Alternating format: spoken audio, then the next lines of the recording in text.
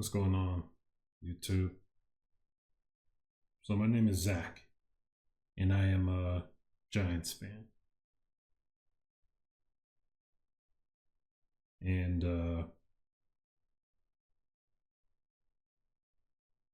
those of you that are watching this video probably already know what I'm going to talk about. So let's just go ahead and get into it. The Week 1 game of the Vikings versus the Giants. Our first game of the 2024-2025 season. Home opener.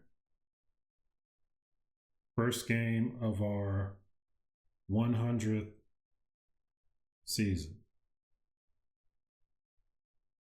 And whatever nightmare scenario you thought up basically was that game. 28-6, an absolute drubbing, an absolute carnage, and not for us.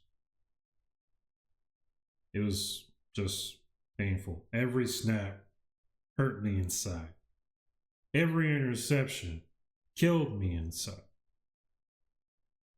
Every missed tackle, every botched punt. Just, man, not good. Not a good showing from our team. So I don't know. Losing is one thing. Obviously, we wouldn't have been happy with the loss. Let's just be honest. The expectations of this season were even higher than last season. Coming off 2022, 2023 was supposed to be the season where this new staff that was able to bring us to a playoff berth was supposed to elevate the team, and we were finally supposed to be able to compete with the likes of the Cowboys and the Eagles. And that did not happen. First game against the Cowboys, the 23-24 home opener, 40-0. Andrew Thomas goes down. Just a whole bunch, just a big old mess. Couldn't run, couldn't throw, couldn't tackle, couldn't do anything. Just thrown, just all over the field, just crazy. And I remember that feeling. I'm sure you remember how you felt after that game. You felt blindsided. You felt like you were slapped in the face. We were sold a bill of goods. Maybe that was just our own hype. Maybe that was just us getting too ahead of ourselves, wanting so desperately to break away from the funk that we've been in for the past decade plus. But of course, it didn't happen. We actually regressed, and we know how the season turned out. So, but yeah, that home opener was terrible, and I felt horrible. But even though the score disparity is less, this game is far worse. After that season, after what we went through, we decided, okay, or the organization decided, okay, we're not going to pay Saquon the money he wants since he's just a running back. It's tough to say because he's obviously been our best offensive player for all this time. But I'd actually agree with the decision because this team didn't need a superstar running back. This team needed a new O-line. But there's one thing we didn't realize, or maybe most of the fan base realized, but some of us held out hope, me being one of them, admittingly. This first game against the Vikings showed us that not only do we need a new O-line, we also need a new quarterback. But I'll get to that later.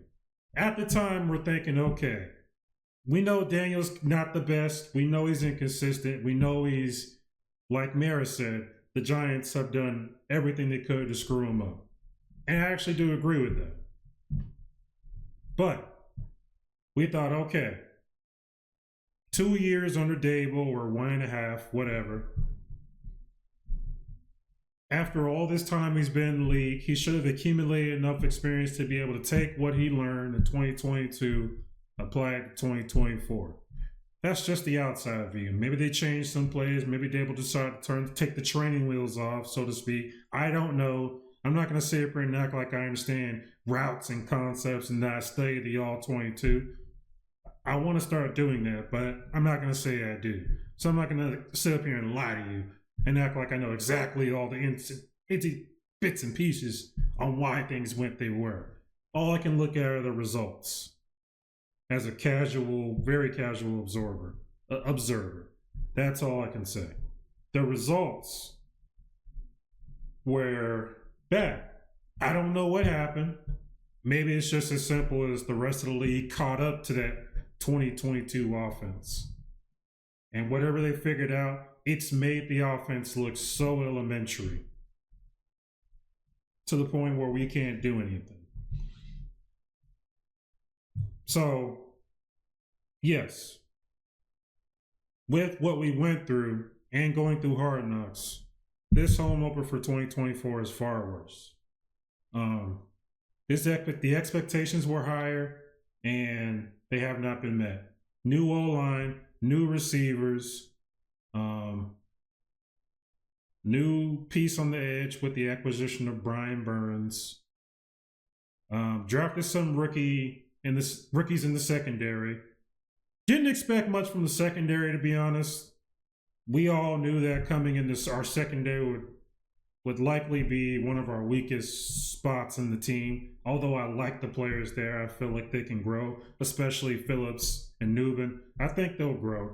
I think they'll be good. Like I said, we'll see. But I didn't expect what I saw out of Jones. Maybe I should have. Because week 4 last year versus the Seahawks, that was the game I remember where I first thought, you know what, I think the quarterback is for sure the issue. Even though the line was bad, even though the receivers weren't the best. I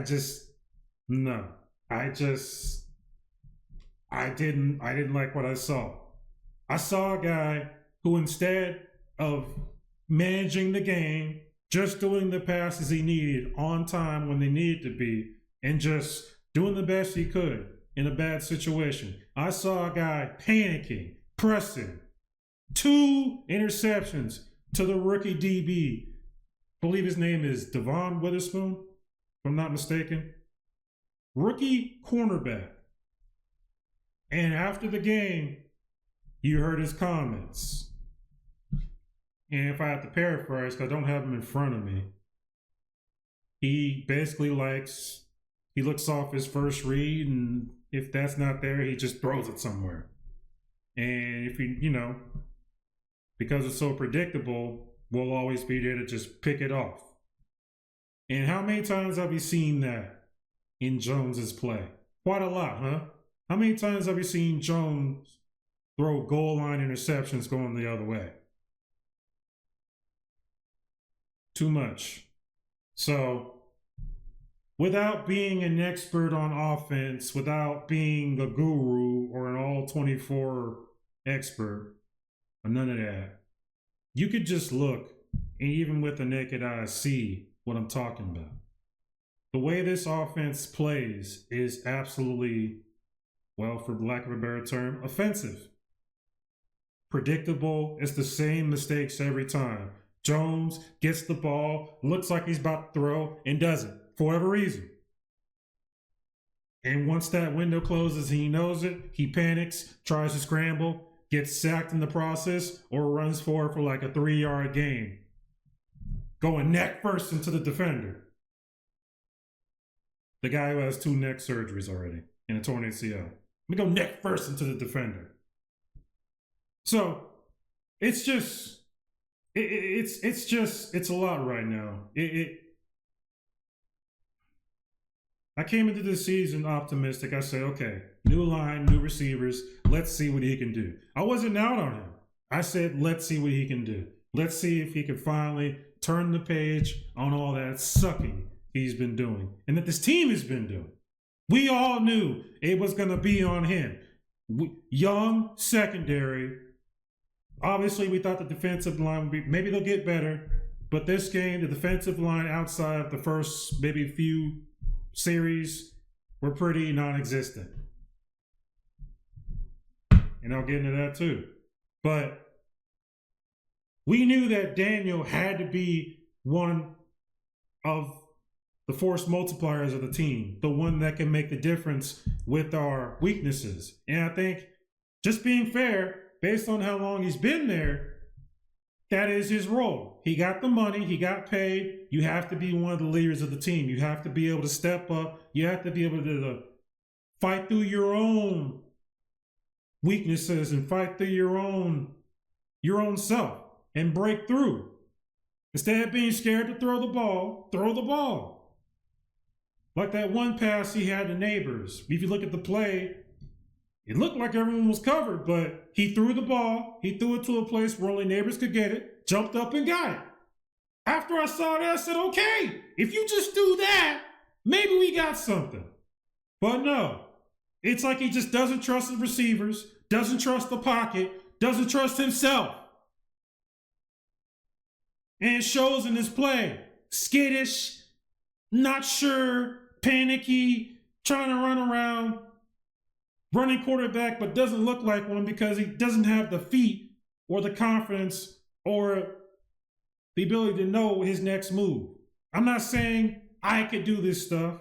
I'm not dumb. I played football before. I was pretty bad. I used to be a tackle. I started, but I don't think I was that good. So I get it. I played football before. I know how hard it is. And I know there's a lot of things that players on their field could do that I can never do. That's cool. That's fun. I'm just, as a fan, seeing what I'm seeing, I can't act like it's not happening. I don't hate the guy. I don't hate Jones. I don't hate anybody when I'm just saying how I feel about their play. And Jones isn't the guy. It's year 6. Even if you want to add the injuries in, year 4.5, maybe, year 4 in all. Still, year 4. How many quarterbacks are 4 years in playing like he's played? We're not saying that the lack of line play, because that's true. This franchise has had a bad line since 2011, generally. This franchise has had not the best wide receiver core since OBJ got traded. I get it. This organization has been trying to find itself ever since Coughlin left. And we're still not there. We're still not there. And I see why people are mad, because it's been so long. More than a tenth of this franchise's history has been trash. And it's been the last 10 plus years. Trash. Years straight. Promises. Moves. Draft picks that just didn't work and didn't pan out. Coaching staffs fired, moved on. Offensive coordinators fired. It just, all that. So it's always going to be someone's time to go when the team doesn't win at some point. It's always going to be someone's turn to go based on the story, the narrative, what we know, and how the thing flows, the team. And it's always going to be, we're going to point to someone. Last season, it was the O-line coach. I forgot who else got let go. Oh, yeah, Wink got let go, and his assistants got let go. It was their turn.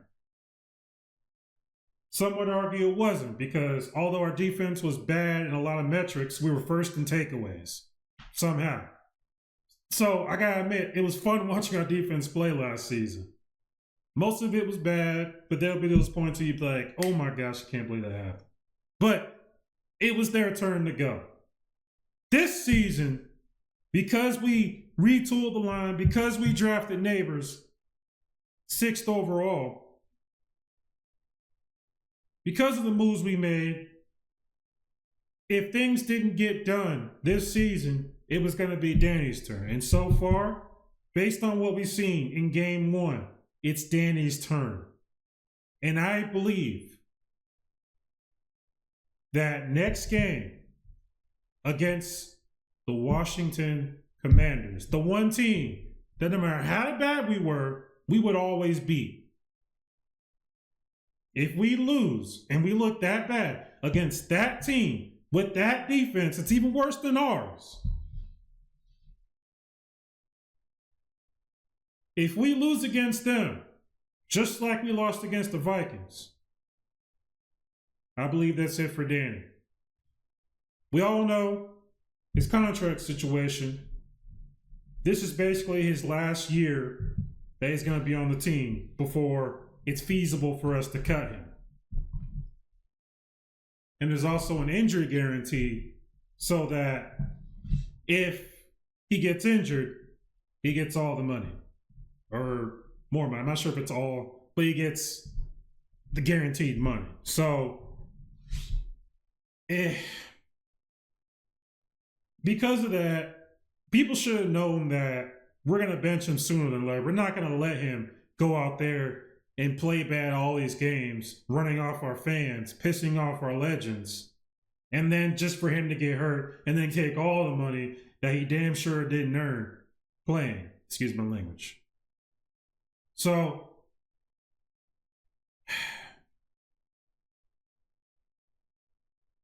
if he doesn't play this game the way he should play, he's going to get benched.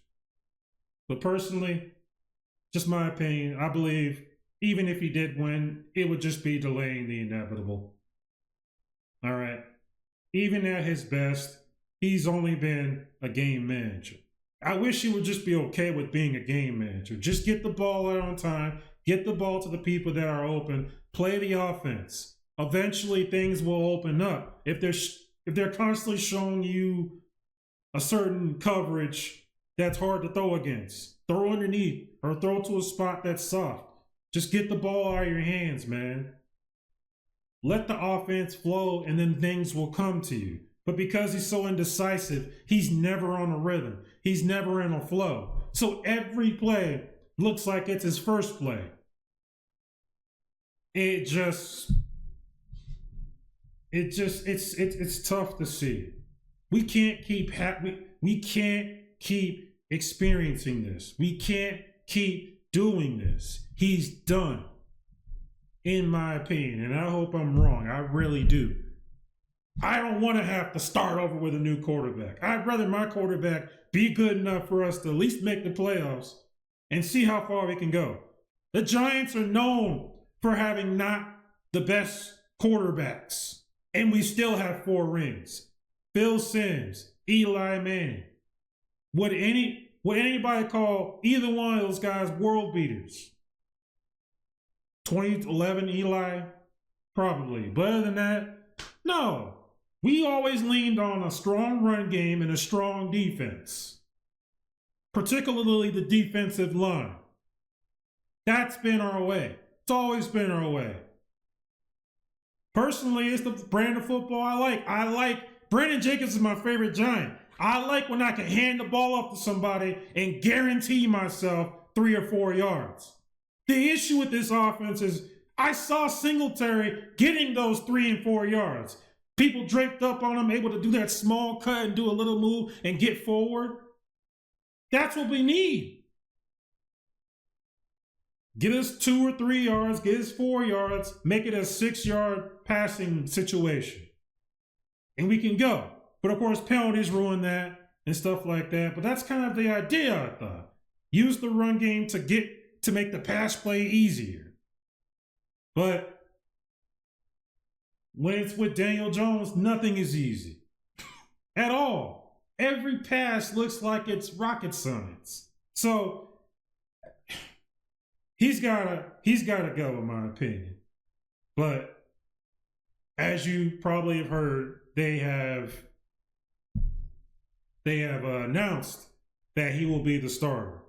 You know when a team has to announce that the starter will be the starter next game, it's essentially saying, fans, I know you're ready to get rid of this guy. Frankly, we are too, but we're going to give him one more shot because we paid him all this money. We just don't want to throw it away. We have to get a return on investment, and we're going to go as far as we could possibly go before there's no other choice. That's how teams are. They simply can't just do what the 49ers did. 49ers traded, 2 first-round picks to trade up and get Trey Lance? And Trey Lance barely ever saw the field.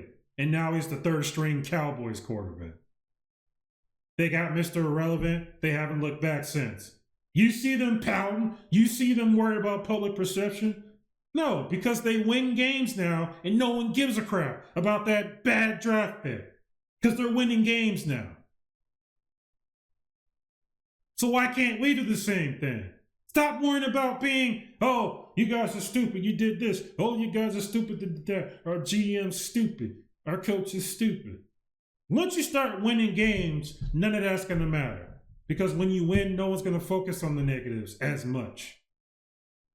And I believe you do that by going with another quarterback. Now, whether that be Drew Lock, which it probably will be, because knowing Shane, I don't know if he'll want to spend money on a quarterback unless he has to, like, Tannehill or Winston or something. I'm pretty sure he's going to go with Lock next. And then if Lock doesn't work, we're going to be doing this for the rest of the season. So, either way, just do it. I mean, what's there to lose? If we stink with those quarterbacks, it'll be 2021 all over again. But at least this time, we won't go back to the issue. We'll get a new issue, so to speak, which hopefully won't be one, which will actually be, a promising young quarterback. It is what it is, man. Don't worry about being wrong. You were wrong, okay. We know Saquon's good, but we also should know he wasn't going to do anything on this team more than he already did. He'd have the spectacular plays. He'd have this or that. He did run a nice wheel route. We know. But because of our bad quarterback play, because of our bad line, because of the bad everything, Saquon himself could not carry this team on his shoulders. Eventually, we need a pass game. The correct move probably would have been earlier than we did to get rid of Jones and Saquon, to try and trade them both for pieces and start anew in 2023. Just wash it away. But let's be real. Could they have done that? A fan base that hasn't made the playoffs since 2016? To make the playoffs in 2023 or 2024. Could you have reasonably got rid of Jones and Saquon and started anew and really refreshed and just restarted the offense? The fan base would have been ripping into you guys. We finally win something, and they take it all away. Even though I'm sure Dable saw what we're seeing now in Jones, in the whole offense. Some would say maybe he's a reason for that offense, because especially with the play calling we've seen, the route concepts we've seen in this past game were just bad. But you could also see that a lot of the passes were open. I did peep at some fellas, I believe it's the Big Blue Crew. They were showing in all 22, and so I did actually get to see some of the routes being played out and how some of them just seemed to not make sense. But there were also a lot of plays where the receiver would get open, but then he would not throw it. You see, what I'm saying is having Saquon would not have mattered because we don't have a passing game. The reason why Saquon got those 3 touchdowns with the Eagles and showed out like he did was because they have a pass game. They have a line. They have receivers. They have flow. So Saquon could just simply fit right in and be that cherry on top of the cake that's already been baked by Howie Roseman, who I believe is the Sith Lord incarnate. But I can't lie, that man is a dang good GM. And I can't completely say the same about Shane so far. But I'm not out on Shane. We have to see how his current draft picks flow out. I'm going to get to that. We can say that Shane is a bad GM, but I feel like the quarterback position, why I believe it's so much more important than I even thought last year. Because in order to be able to evaluate your talent, you need someone that can actually get them the ball.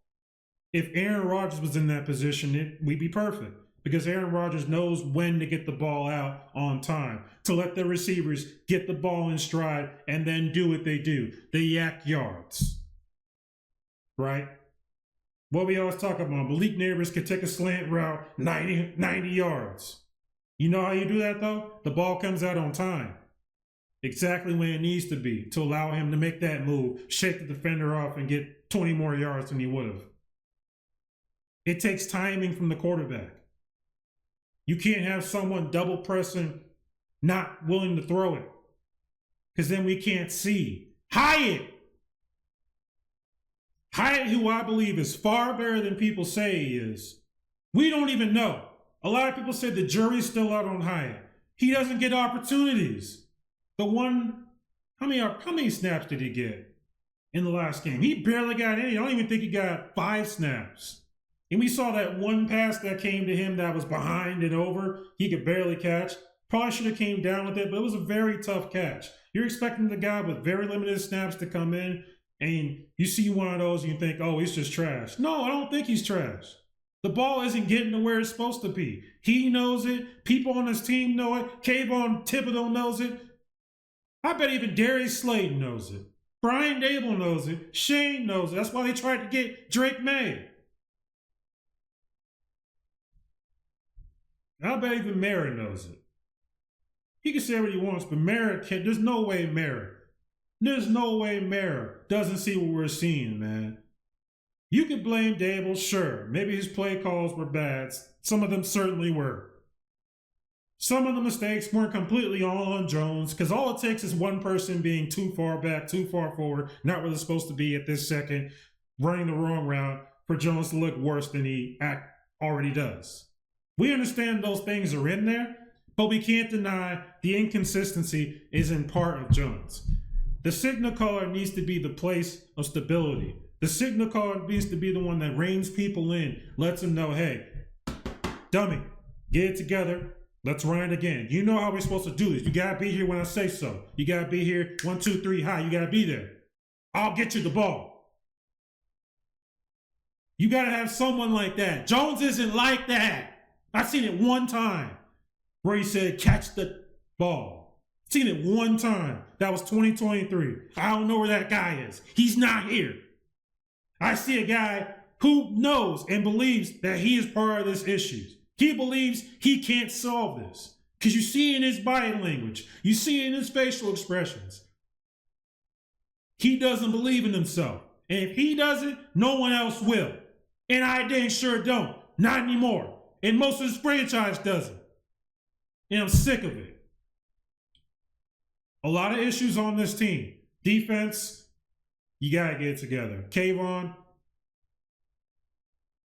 I have your jersey, Kayvon. I do.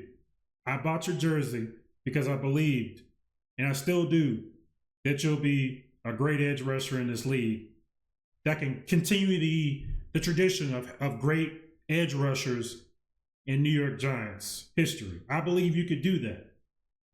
But brother, and I could tell by the way you talk and you carry yourself, I could tell you're very intelligent. I could tell you're not just a typical intellect.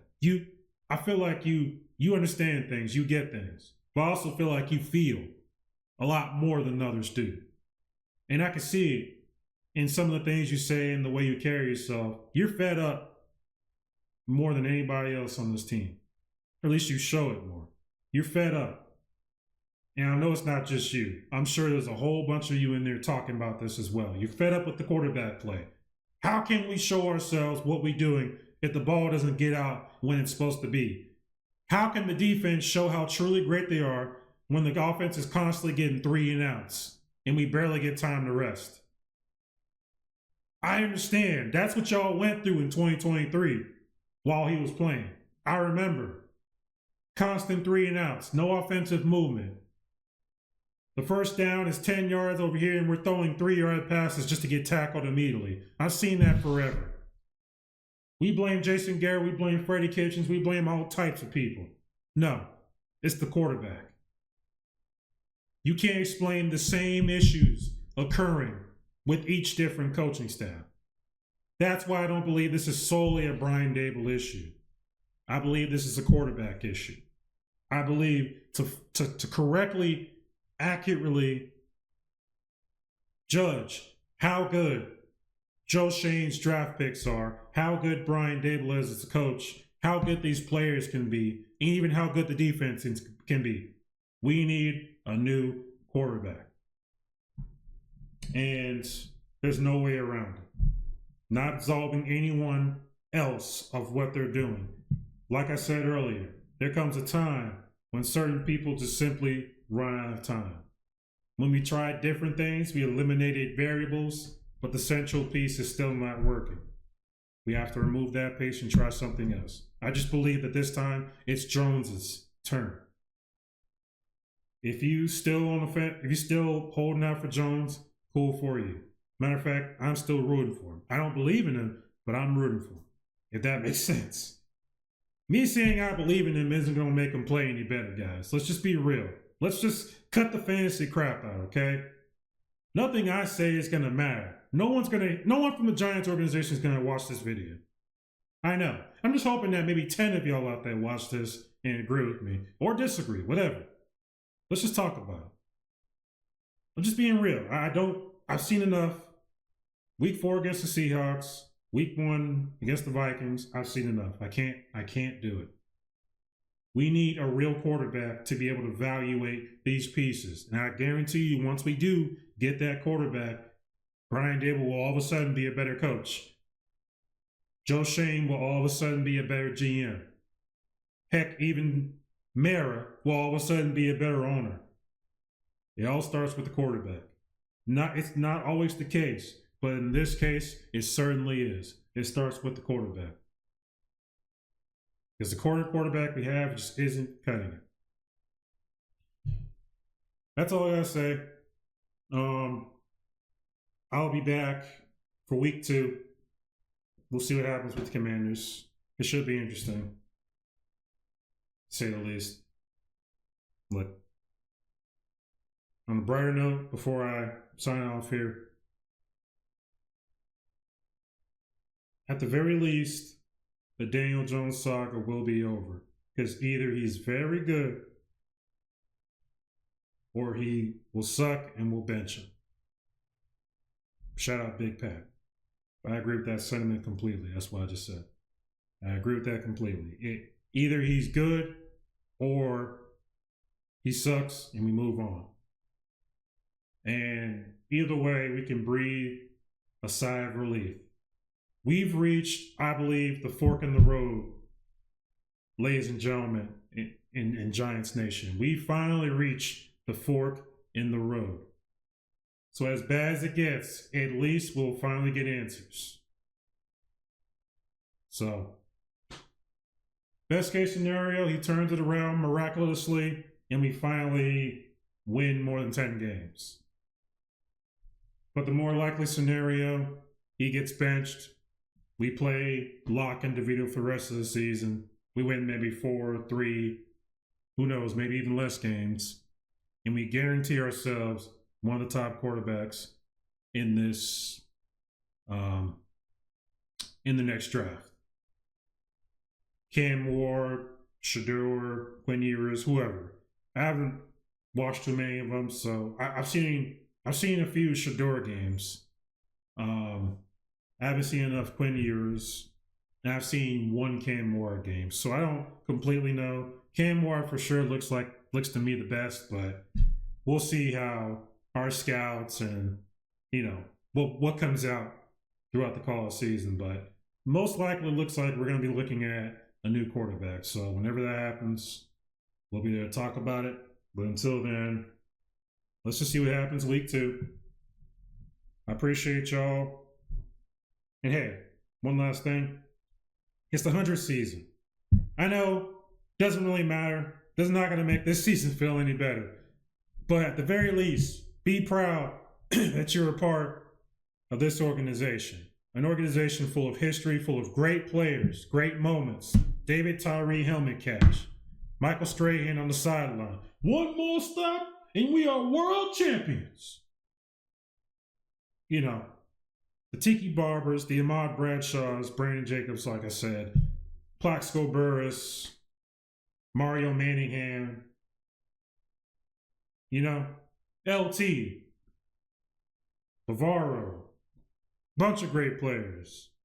Flattery, I don't know how to pronounce his name, but the player that Malik took his number from.